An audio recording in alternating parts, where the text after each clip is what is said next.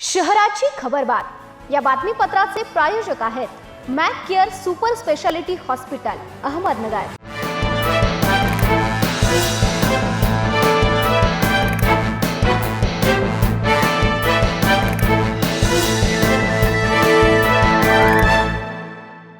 प्रेक्षको नमस्कार, मी दिशा। न्यूज 24 सह्याद्रीमध्ये तुमचं स्वागत। पाहूया अहिल्यानगर शहरातील महत्त्वपूर्ण बातम्यांचा आढावा शहराची खबरबातमध्ये।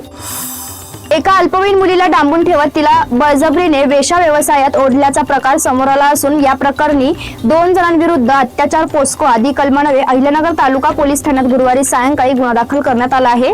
पीडित 16 वर्षीय मुलीने याबाबत फिर्याद दिली आहे। ती मूळची बीड जिल्ह्यातील असून सध्या पुणे जिल्ह्यात वाघोली तालुक्यामध्ये राहत आहे। अंजली उर्फ राणी परमेश्वर काळे व भैया उर्फ गणेश संपत गोरे अशी गुन्हा दाखल झालेल्या संशयित आरोपींची नावे आहेत। सदरची घटना फेब्रुवारी 2024 पासून सुरू असल्याचं फिर्यादीत म्हटलं आहे।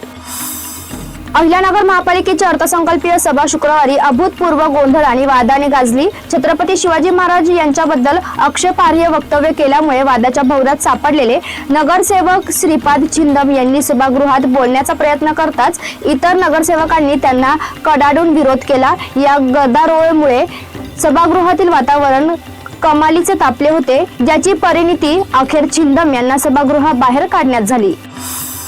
महापालिका कर्मचाऱ्यांचे फेब्रुवारी व मार्च महिना संपत आला तरी पगार न झाल्यामुळे कर्मचारी संतप्त झाले असून महापालिका कामगार युनियनच्या वतीने काम बंद आंदोलन सुरू करण्यात आले। मुख्य प्रशासकीय इमारतीमध्ये कर्मचाऱ्यांनी ठिय्या आंदोलन करीत प्रशासनाविरोधात तीव्र नाराजी व्यक्त केली। पगार रखडल्यामुळे कर्मचाऱ्यांवर मोठा आर्थिक ताण निर्माण झाला आहे।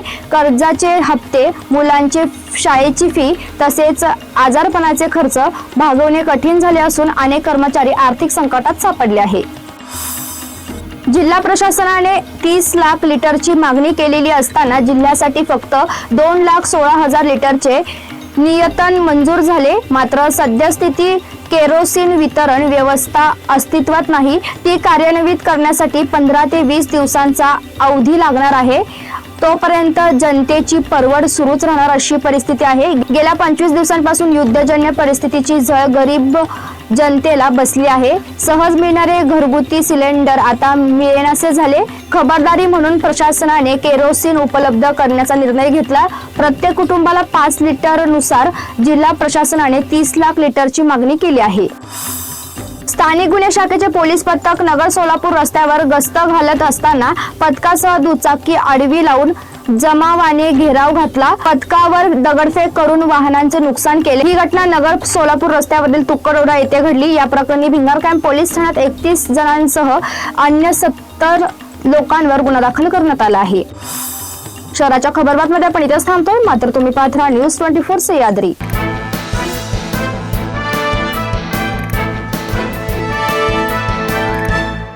शहराची खबरबात या बातमीपत्राचे प्रायोजक होते Mac Care super speciality hospital Ahmednagar.